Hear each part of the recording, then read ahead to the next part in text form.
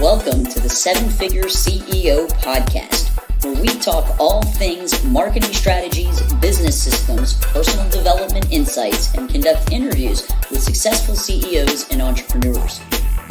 Learn the exact strategies on how seven-figure CEOs market and scale their companies with your host, Chris Rodriguez. Welcome to the Seven Figure CEO podcast. Today, I have a seven-figure CEO that I've had the honor of not only calling a mentor, but also a friend, Melody Johnson. Melody is a 5th degree black belt in the ATA system, former owner of On the Mat, and the founder of Skillz Worldwide, a company currently serving over 1,500 martial arts schools. Melody, so pumped. Welcome to the podcast.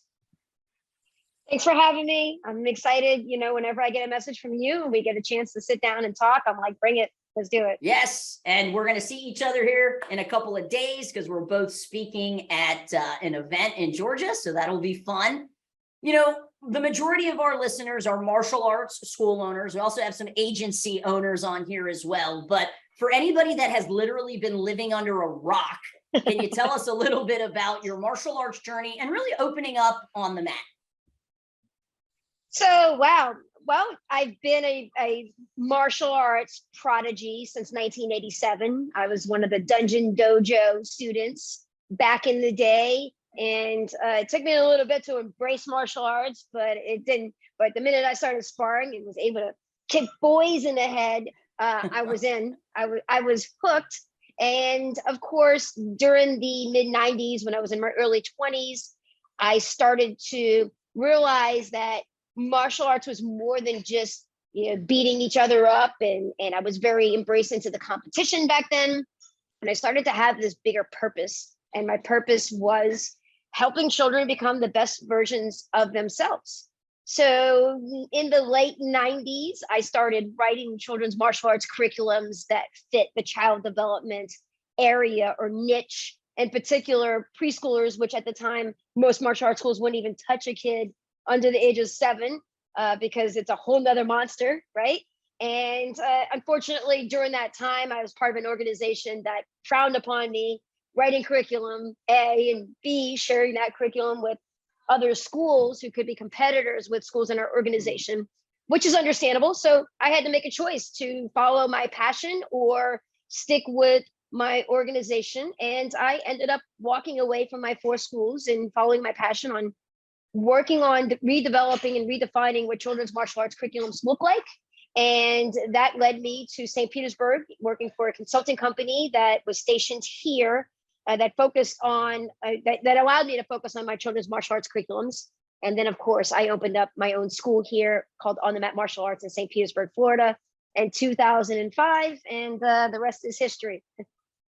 Yes. You know, one of the questions that I've asked you just, you know, when we've met privately is, you know, what was that transition like from being a school owner? I think oftentimes we find our identity in our martial arts school.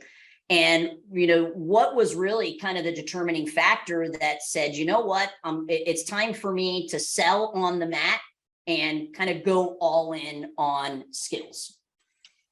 Well, you know, the cool part about what I was doing at On the Mat was it was kind of like a research and development brainchild. And I was really able to hone in on systems and processes that helped not just my school, but I started branching out and helping other schools. So we need to make sure that our systems work so well that they can be duplicated in other schools. And as you know, we're a global company, so it works in all demographics.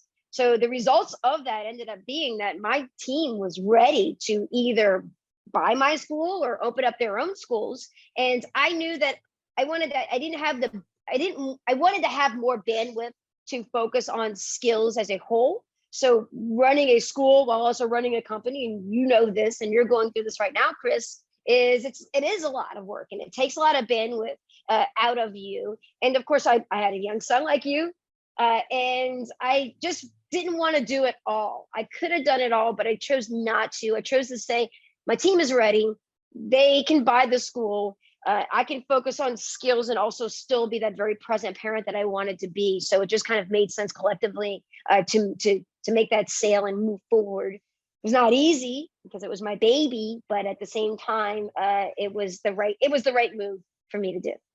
One of the things that, I love and admire so much about you is you just said you could have done it, right? Like you could have done it, but having the bandwidth to also be a present parent and a present wife. Can you kind of maybe talk a little bit on, how you kind of view, whether you call it work-life balance or work-life integration, because this kind of hustle culture we see very often in the entrepreneurial world. And I think you have, kind of a little bit different viewpoint on it. Can you kind of just touch on that?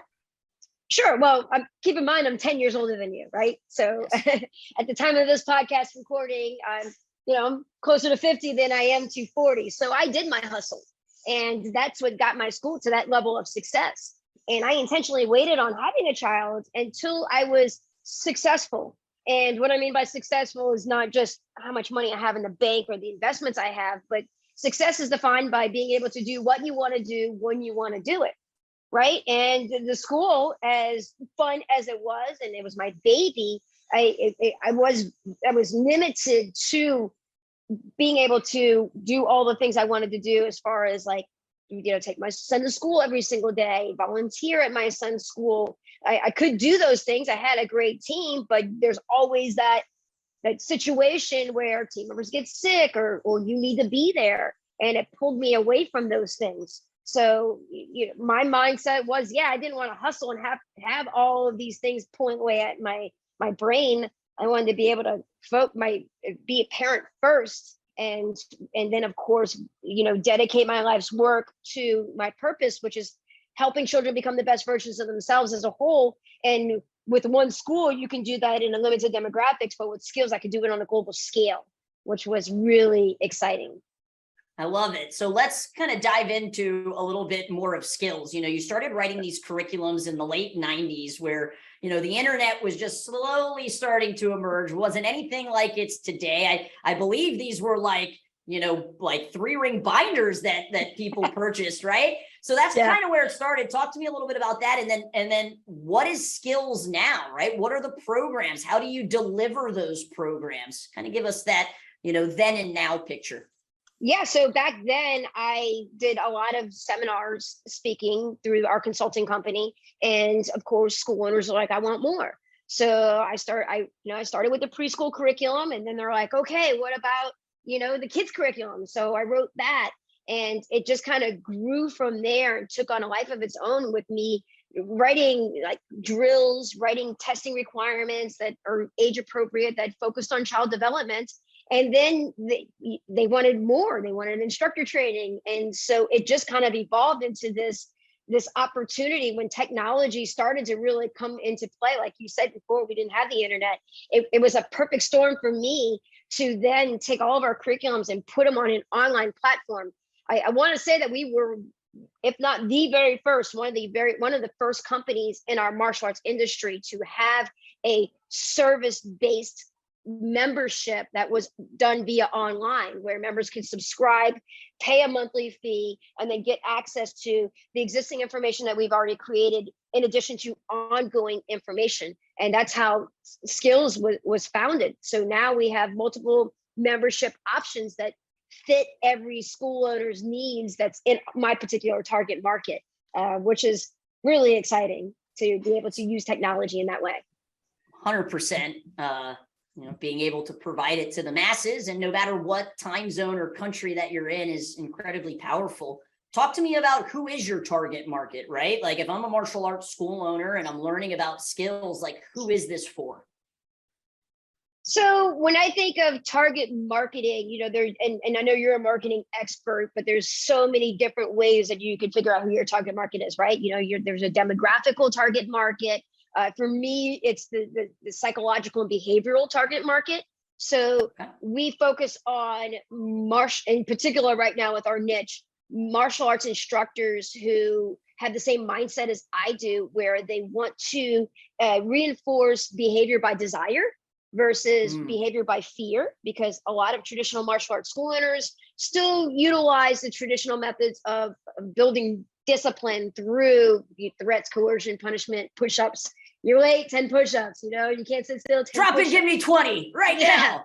Which was me, because that's what I did so many knuckle push-ups back in the day, but I was an anomaly, and I watched a lot of my good friends quit martial arts because they didn't like that style. And that's, like I said, when I hit my mid-20s, I started realizing that my purpose was to use positive teaching methods to influence, in particular, children. So my target market are the same type of instructors who don't like to result in threats, coercion, and punishment, who don't like to give out the push-ups, who want to build behavior by desire, by studying up on child development and understanding their stages of development, and using the best teaching practices to help them grow in a way that makes them want more, makes them love it. A perfect example is, if you don't know me, I will tell you that I took over my son's flag football team because his first coach was that behavior by fear, because that's what most football coaches are, right? They don't know any better.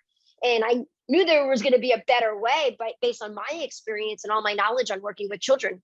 So I took over my son's football team, and the first 2 seasons we made it to the championships. And this last season we won the championships, not because we had the most talented kids, but because they wanted to be out there, and they were motivated and excited.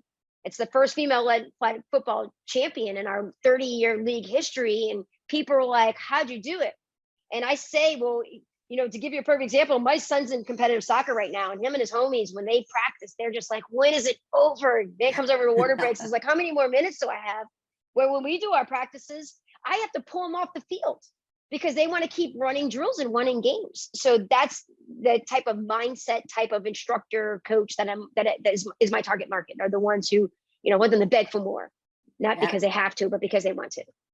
And what do you say to the instructors that maybe look at some of the drills that you guys do and say, oh, you're just playing a bunch of games? Because I've seen this in comments in Facebook groups, what's the response to that?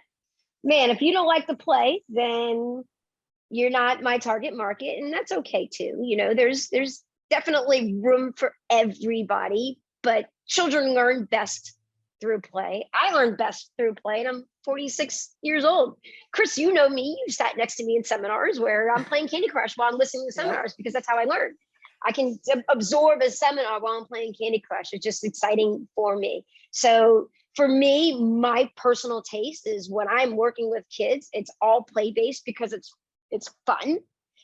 So when somebody says all you do is play games, I say, yeah, and bring it. And it works for people who share the same mindset as I do. Yeah. And if it ain't fun, they're not going to want to do it. It's for the most even part, adults, yes. even for adults, right? Yes. So yes, for the most part. As a digital marketing agency, I love paid advertising, and this is one of the ways that companies can scale. However, it's not how you guys scaled. So, how have you gone from 0 to over 1,550 Skillz schools? What is the marketing efforts that you've done in order to get there? A lot of content marketing. So my purpose obviously is helping children become a better version of themselves, right? And it's not exclusive to just people who pay me money. I want to continually spread that message on understanding child development in children from a psychological and biological standpoint.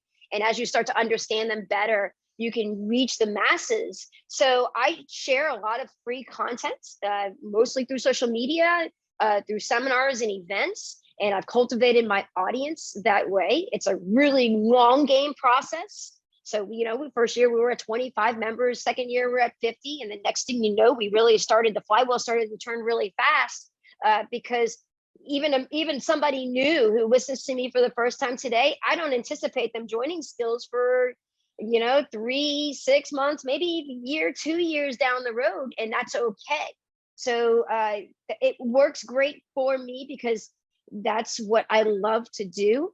Of course, it's not as fast as paid advertising, but the long game is better for me, because if you're joining my company, I got you. We don't have a very high quit ratio because I've nurtured you. So the minute you join, you're in, which is pretty cool.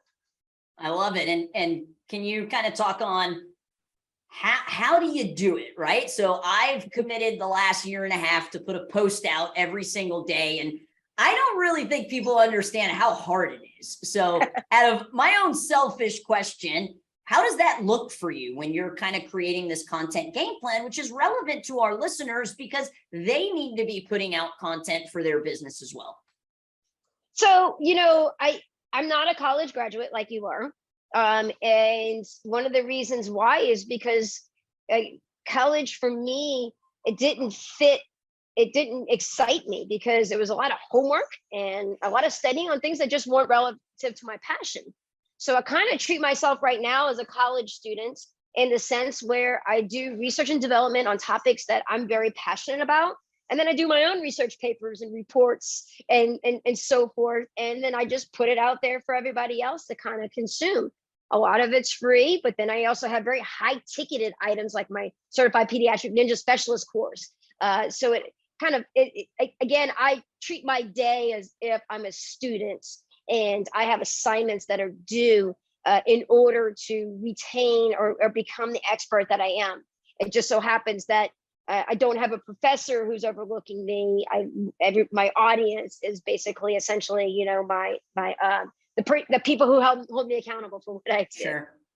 I love it. Well, you were the one that inspired me to go on this, daily content. Been following you for years. Have been on your email list every Monday through Friday. You're getting an email. And what I love is that it's educational, right? It's not, hey, buy my stuff, buy my stuff. It's, hey, this is how I can help you. And that really had a profound effect on me. And it is a long-term play, but it's one that works. And like you said, it allows you to build an audience of really great people. So kudos to you for really paving the way on that. Thanks. You and I, we do have a lot in common, and we've talked about this in the past, but this is a male dominated industry. Even though if you look at the people who are really running the schools are often women, how do you think being a woman in a male dominated industry has either positively or negatively, affected you? So, well, it negatively affected me at the beginning, because when I first started writing children's martial arts curriculum, when you went to martial arts events, there weren't any females running seminars. And unfortunately, I became the first, and I had my ex-husband, I'm gonna throw him under the bus here, but he deserves it. He started taking credit for my work and saying, well, I'm a higher rate than her, and I taught her everything she knew.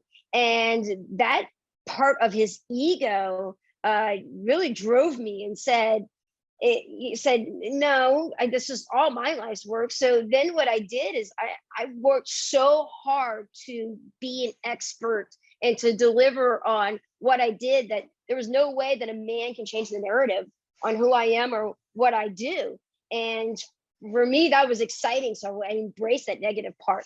And now the positive is when you look at a martial arts event today compared to even 10 years ago, there's a lot more females that are in the audience. The audience is bigger, and it's bigger because there's more females, I believe, in many ways. So that's so exciting because men have what they contribute to our industry, but females do too. And for a while, I think females were feeling like this wasn't an industry that they can excel at. And now we're starting to see it. You're another perfect example of being a female representative who stands on her own 2 feet. Kelly Murray Grice is another one.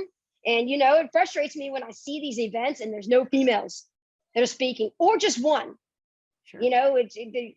Women have a way of connecting, especially with our younger generation. It's just the way it is. And if we can have more females influencing our industry is going to be better as a whole.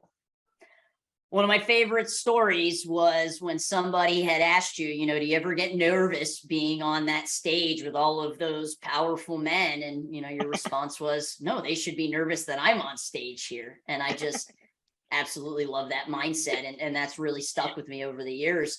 So, we've got this massively successful online platform with Skillz.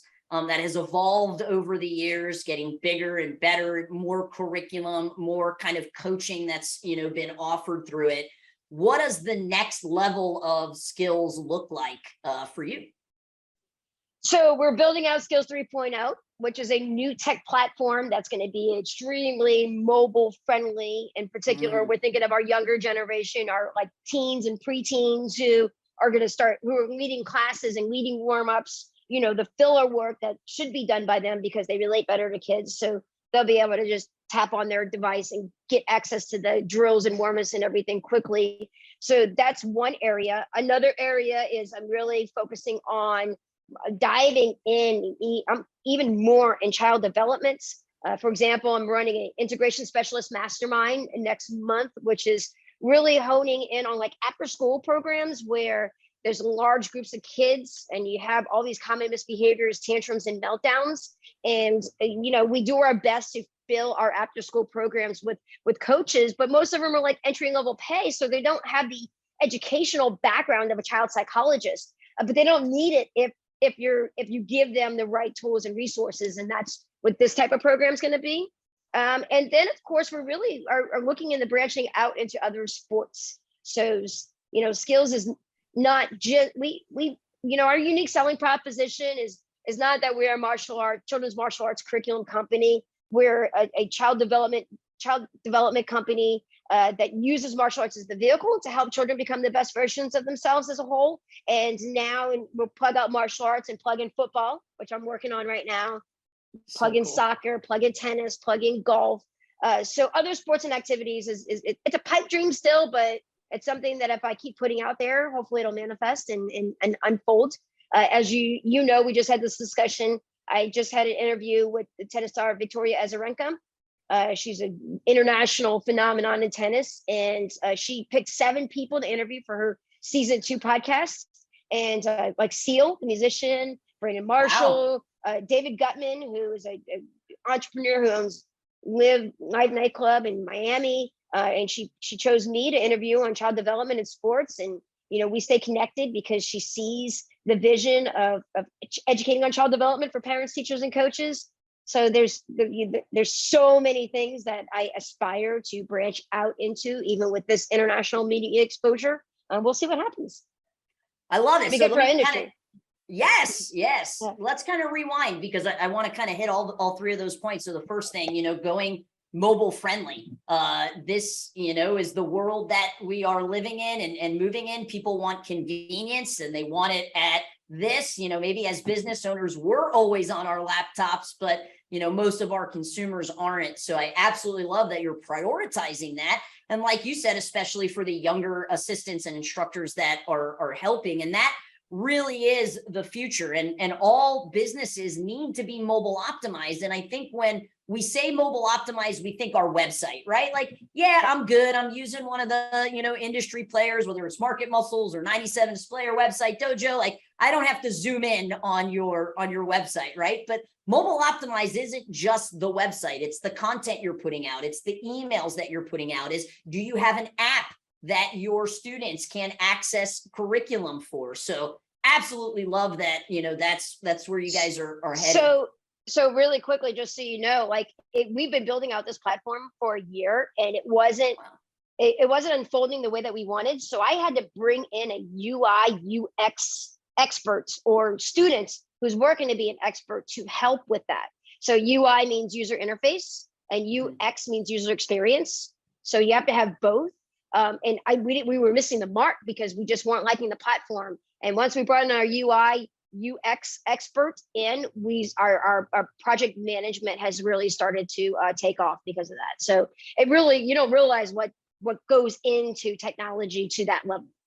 Yeah, I love it. So the other thing is I'm a little upset at you that you're launching this, after school training about 3 years after I canceled my after school program, because this was one of the main reasons why we decided to get rid of it partly it was because I didn't open up my martial arts school to run an after school program, right? We saw the financial benefits of it, but what we ended up dealing with a lot were kids that really didn't want to do martial arts because their parents were using us for convenience or for whatever reason. And this was an area that we really struggled in because there's a bunch of kids, I mean, at the height, we had like 80 after schoolers and 4 vans. And like you said, you have these entry level, 18, 19 college, students that don't really know how to appropriately handle, maybe not so great behavior. So if somebody's interested in getting on that, I wish you would have done this 3 years ago.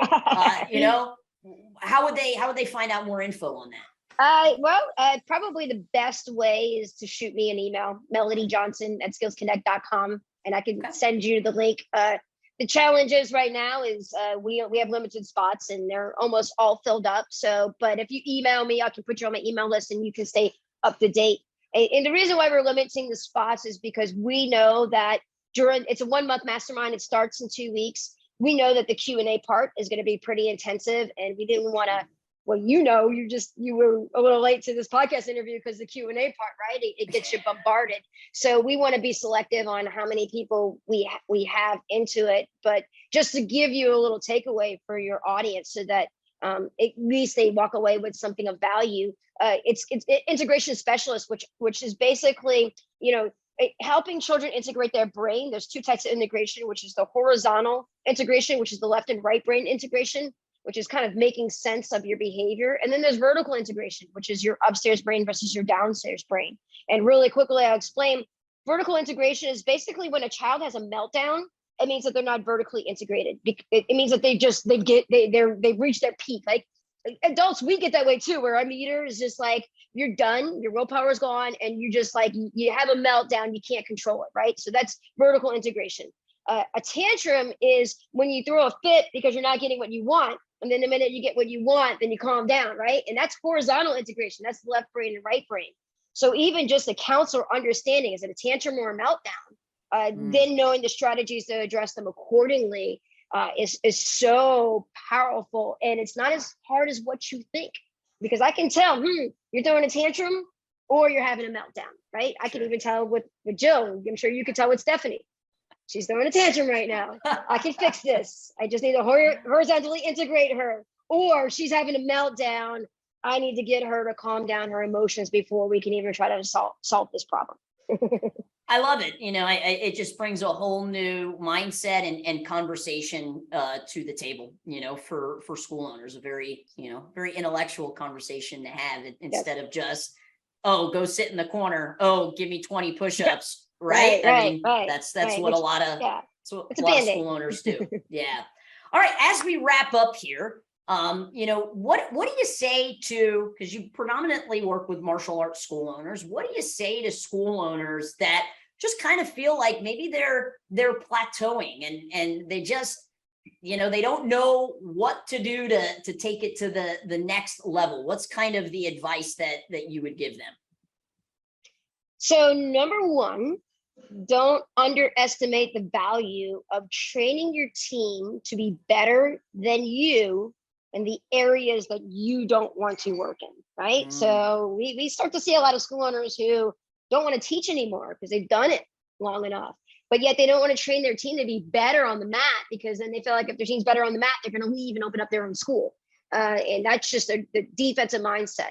Don't underestimate the value of training your team to do your social media. If that's not your nurture, you want to be on the mat, have somebody who's better at that. With that said, don't underestimate the value of investing in your business, investing in specialists who can help make your job easier and more enjoyable. That's our quote, by the way, with Skillz, right? We want to make your job easier and more enjoyable, or that can help with the ROI, right? So yeah, it's expensive or it's costly to pay for, a CRM platform, to invest in a marketing agency, to invest in what we do, like, instructor certifications, instructor masterminds, curriculum and stuff. But the ROI is there. So don't underestimate that value. So many times people are like, I can't afford it. And it's like, you can't afford not to, right? So that's something that you really want to take in consideration. If you're hitting a plateau, that's when you need to invest. And, you know, that's what happened with Skillz. We started kind of plateauing out. We had a huge growth spurt last year, and then we kind of plateaued out. And one of the feedbacks was, you know, my team's not really using the curriculum because they don't want to go into the laptop and like log in and download the planners and stuff. So we were like, all right, if every one of your team members, every pre-teen and teen has a mobile device. So if we can make this very mobile friendly for them, they just log into their own phones and are able to access it super easy. Would that make your job easier and more enjoyable? And they said, yes. So we are almost a year into building this out. So that's what I mean by that. I love it. You know, I mean, I often get asked, you know, what should I invest in? And, you know, oftentimes you need to invest in your own skill set to level it up, but you also have to invest in leveling up your team members' skill sets as well. Melody, for anybody that would love to, you know, maybe connect with you on social media, is there a Facebook group that you have that, you know, we can send them to so that they can consume even more content from you? Well, thanks for that plug. So yes, it's the Melody Johnson's free skills tips group. You just type in Melody Johnson's, you'll see free skills tips group. And as you know, as you mentioned, I put out a lot of free content Monday through Friday at 9 a.m. Eastern Standard Time. That's a really good place to start. And, you know, I just, like I said, my purpose is to help children all around the world. So I feel like that group is my passion project, where I don't get compensated monetarily. I get compensated based on the rewards of the results that everybody shares based on the content we put out. I love it. Thank you so much for taking time with me. Thank you for really helping to pave the way for other females in our industry. I've looked up to you for many, many years, and I can't wait to see the next level of skills and really skills in other sports as well. And really appreciate you taking the time today. Yeah, thanks for having me. I appreciate it too.